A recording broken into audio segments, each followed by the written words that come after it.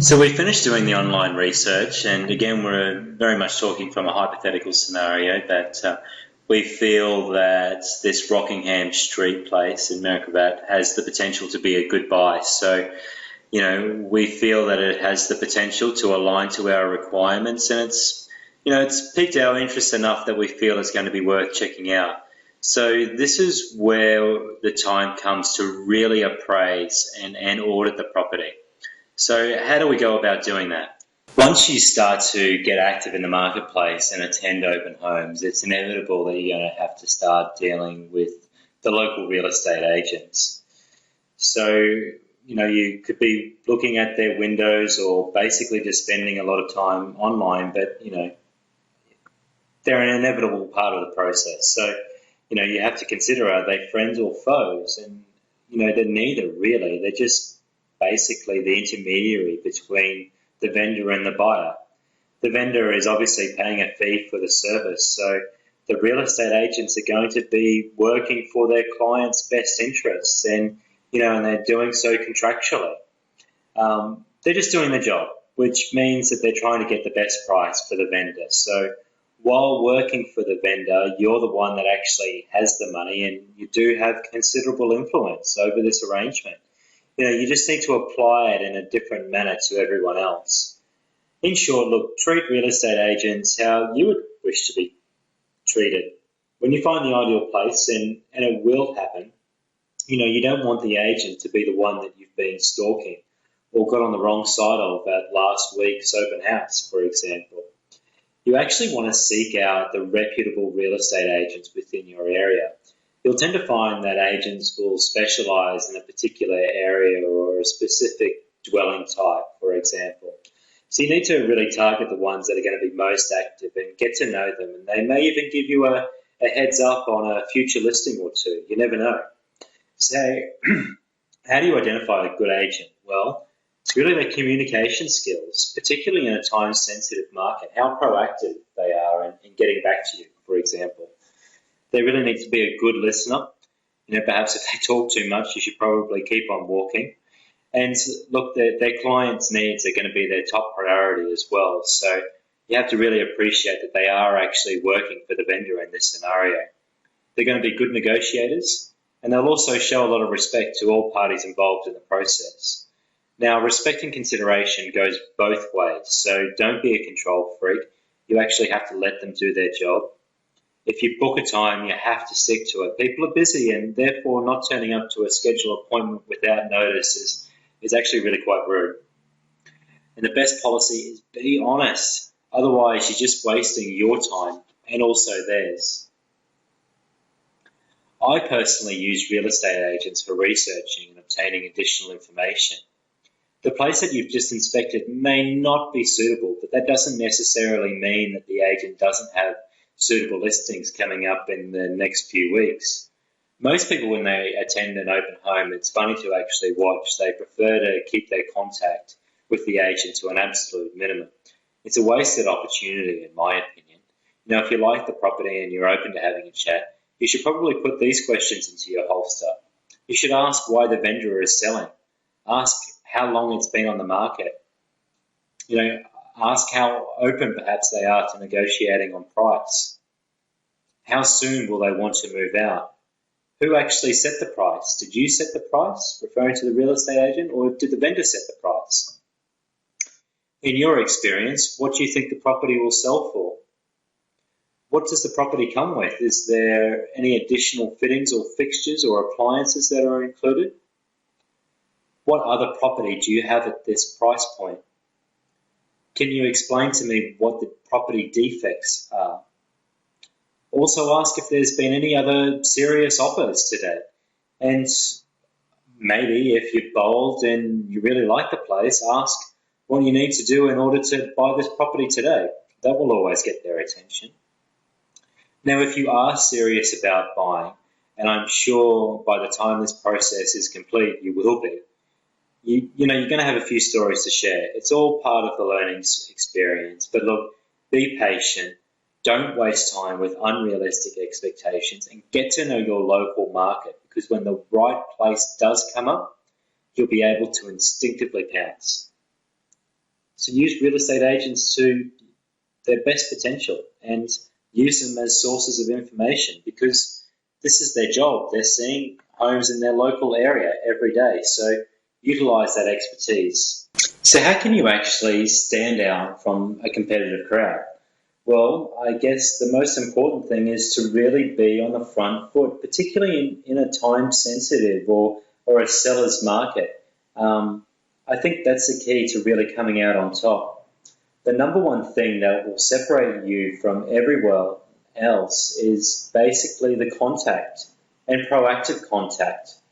Firstly, what are you going to do is find your agent in your target area. So jump onto realestate.com and again find suitable agents. Say that we're going to be targeting Salisbury.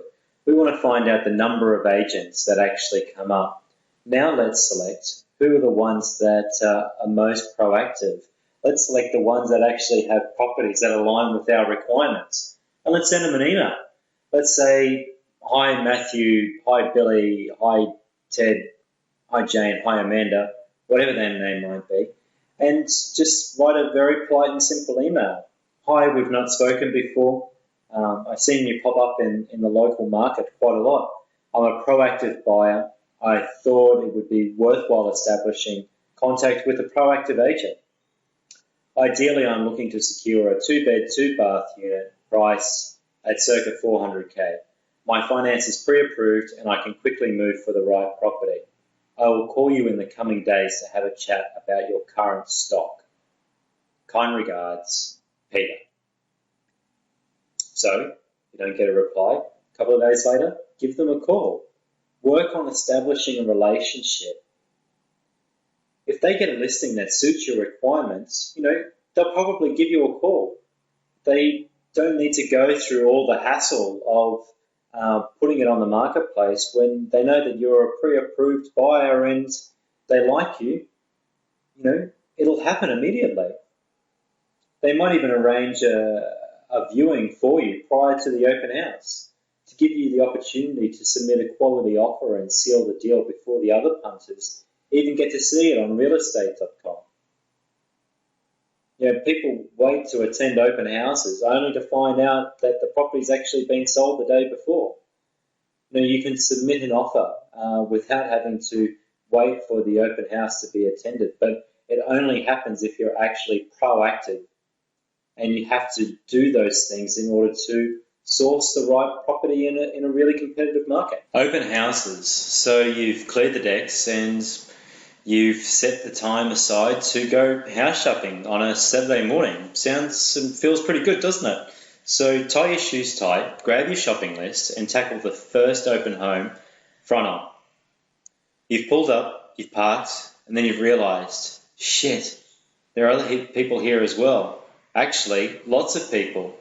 Anyway, forget about them, get your strut on, sign the book and start scoping the joint. And not for things to pinch, but determine if the place will actually start to stack up. So while you're getting your strut on, I highly suggest that you check out the following factors. Check for any water stains, any corrosions, or any smells, or any dampness or mold. Moisture is a real killer for any property, so it's best to be avoided. Check out the cabinets in the wet areas. Have a quick peek, see what they're like. Look to see if there's any sagging ceilings or cracks in the walls that could indicate, structural defects. Check out the roof. Is it asbestos? Does it have rusty gutters or downpipes? Things like that will add significant costs to your property, so, it could be well worth avoiding. Also check room sizes and importantly the actual layout of the house. Turn on the taps. Is there good water pressure? What's the condition of the garden? What's the fencing like? What's the privacy and security of the actual property? How do they all stack up? What do the exterior walls look like? What are they actually made out of? How many neighbours are there? What conditions are their properties in, for example? Now, there may be many conditions to look at, and it's unrealistic to uncover all of them in the first 10 to 15 minutes of an inspection. If you do like the property, book a second viewing and follow up with a building and pest inspection for additional assurance. For a home inspection checklist, you should also refer to our tools and templates section where you can grab one for free and to take to your next open home.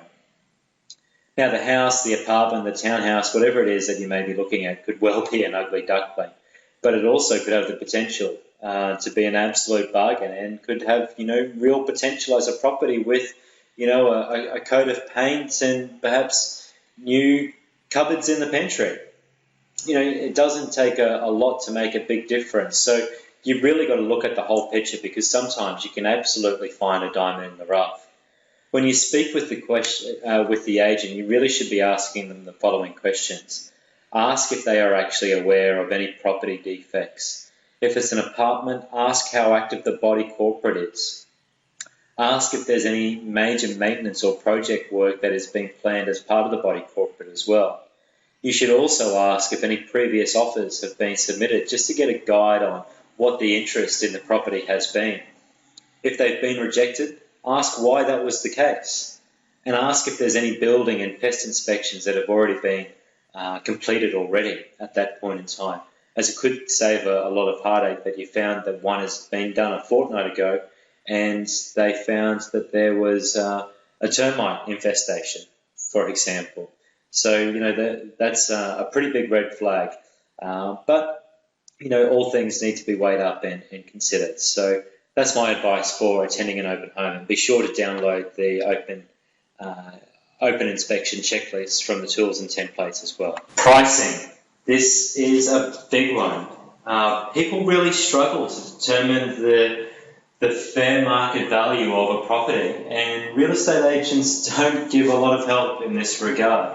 Look, the real price of a property is what someone is prepared to pay for it on the day. But, pricing is a really big factor that has to be considered. So determining the sales price can be formulated by looking at recent sale prices, like we did in the earlier exercise on realestate.com. We can also look at market trends and the growth rate of that particular suburb, like we did by using Invest Property. And SQM Research also has some good analytic tools.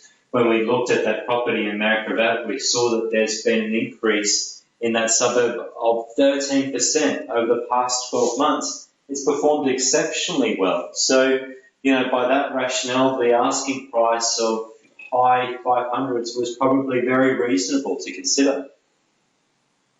You can also look at making comparisons with other properties that are perhaps newly listed on the market. You should also look at days on the market as well and determine whether or not sales have been above or below trend. Also from our earlier research, we spoke about establishing relationships with real estate agents. They are actually a great source and wealth of knowledge. So, get to know them, develop those relationships, and view a lot of properties. It's commonly believed that you won't have a true understanding of what the local market is worth until you've attended over 100 open homes. That's a lot, and it could take you a long time. But just imagine, attending 100 open homes, do you think that you'll have a really good handle of what the property is like within that area? Do you think that you would have a really good idea of what the price would be for that property as well? Do you think that you'd be able to spot an opportunistic buy when it came up? I think you would, most definitely. Now, as we've discussed before, the property market over time will fluctuate like seasons of the weather. No matter what the weather forecast is at that point in time, it's either going to favour the buyers or it's going to favour the sellers. So signals that may indicate that it's a buyer's market is that periods will be for sale for a long period of time. Housing prices will be lower. Property listings could be with multiple agents. Agents themselves are going to be responsive and calling back to ask you for feedback and updates. There's going to be a lot of stock that's available in the marketplace as well. There's going to be, low numbers of visitors at open homes as well. So, there's some of the aspects that will probably perhaps give the indication that it is a buyer's market. Now, the opposite of this will take place if it's actually a seller's market. The prices are going to be higher, property transactions will turn over more quickly, and generally there's an increased sense of hype as well. Now, when you actually commence your search, you'll quickly realise that getting a clear-cut price will be next to impossible. Instead, you'll encounter things like price ranges or offers above or bidding from, and it's really frustrating when all you want to do is actually just know the goddamn price. Now, it can definitely be argued that statements like this are misleading, but look, it's standard practice, and no one ever wants to show their full hand. The only way to know a true property value is by having done your research. So get to know the market, go to auctions, visit open houses, get to know the competition. It's pretty weird. You'll actually tend to see the same people on a Saturday going to the different houses. It's pretty weird, but anyway. Look, the more you get to know the market with similar house price sales, the better you're going to be placed in terms of being in a position of strength when offering to buy or actually negotiating a sales contract. Another method, albeit that it's not a foolproof method, but it's another method that you can use as a guideline, is really to spend some time on the property search engines. Now, no matter the listing, an agent will be required to submit a price in order for the property to become searchable in the listings. For example, you can get a guesstimate of the price range by, saying, looking at properties for $450 to $500. If you find a place that you like, perhaps reset the price range for $450 to $475. If the property still comes up, well, then you know that it's floating somewhere between that range. If so, you can keep on tweaking to see what results you can get. Look, it's not 100% accurate, but like I said, it can give you a reasonable indication of at least what the agent has put it in, so it will appear in the search listings. Price ranges or guidelines are used so agents can really sense and create scarcity or a sense of urgency. It's a sales tactic, that's all. It helps them play on the emotions to help influence the price.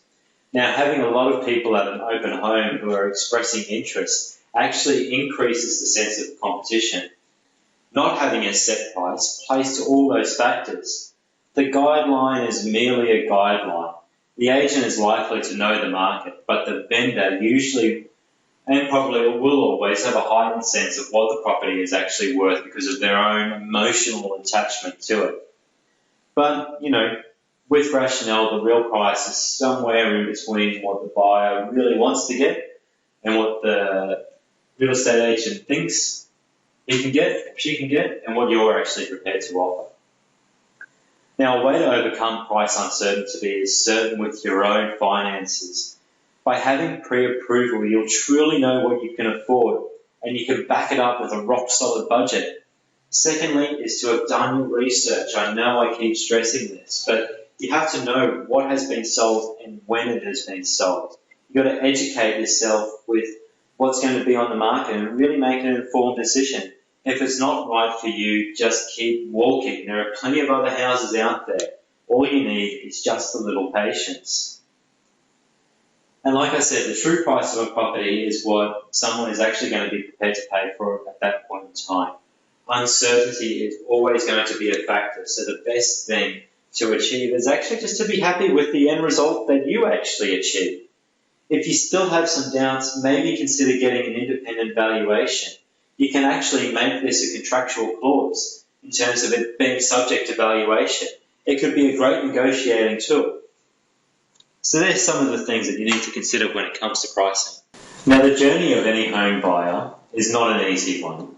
It's going to be littered with different frustrations and challenges, and the only real way that you can overcome that is to prepare yourself, is to educate yourself and really be on the front foot like we've discussed previously.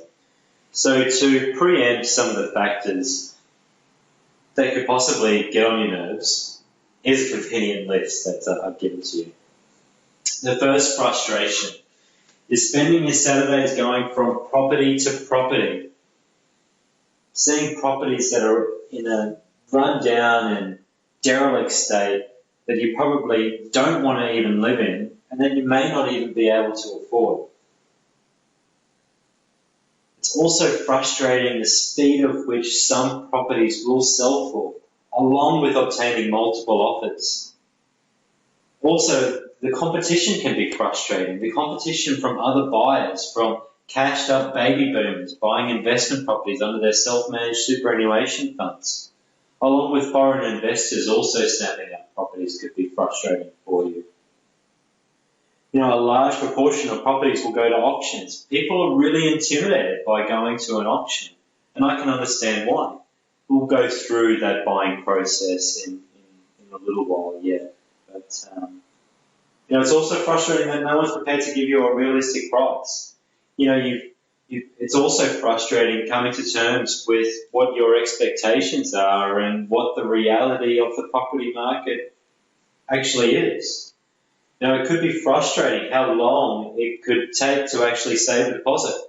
You know, there's a lot of uncertainty within the process of actually buying a house. It could be frustrating having the commitment of a debt partnership for the next 25 or 30 years. And another frustrating element could be actually making compromises with your partner on what you actually both want to have. Now, it's completely normal to feel frustrated through this process, but just maintain a calm state, because that's what will be. You know, what will be will be. Plus, you'll never buy if you stay at home hiding under your doona. You'll never buy a home if you just hide behind your PC and look at realestate.com.au all the time. You need to get out there. You need to have an adventure. And you need to be making relationships with real estate agents to really be in a position to capitalize when opportunities present themselves. You need to be pre-approved, so you have your finances in order, so you can move quickly ahead of the other buyers. If there's one thing that I've learned through my experience, both within my professional career and again within property investing, is that people do business with people that they like. You know, so have fun with the process. Crack a joke with the agent. Chat with the other buyers. See the lighter side, and it's definitely going to alleviate some of the stress of the process. And most importantly, educate yourself and become hip with what to expect. That was the real intention of outlining some of the frustrations for you to expect in this process. Now, buyer's agents are very slowly starting to come into vogue because of really their expertise in sourcing and actually negotiating the property purchase on your behalf. And they can definitely be a very worthy consideration, because it's like having a hired gun doing the job for you. You know, you should really probably think of your buyer's agent as a coach. You know, a good one will definitely educate you and probably challenge you to point you in the right direction to get the best outcome for you both. Now, you can use a buyer's agent to perhaps bid at the auction on your behalf. You can use them to take a brief, to search, to find and negotiate the purchase on your behalf. They'll charge a flat fee, or they'll charge a percentage of the purchase price. Now, the benefits of using a buyer's agent is, I guess, that you're going to have access to their networks and their expertise and hopefully their skills as a negotiator. Like I just spoke about in terms of formulating relationships, buyer's agents should have expertise, should have well-established relationships in place and be able to leverage those relationships in order to find a property that's going to be most suitable for you.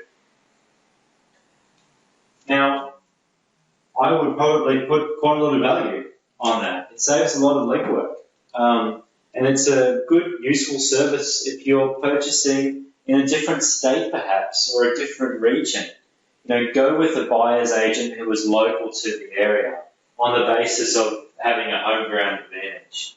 You know, the critical success factor is to be particularly clear about what your expectations are. You know, you really have to nail the brief.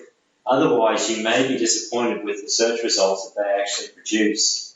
Now, engaging a buyer's agent does require a bit of due diligence. You need to go with a fee structure, I believe, that's going to be performance outcome based, and you should do some background checks as well. Make sure that they're licensed and consider taking references as well. always ensure that they are independent and they're not actually affiliated with a particular agent or agents.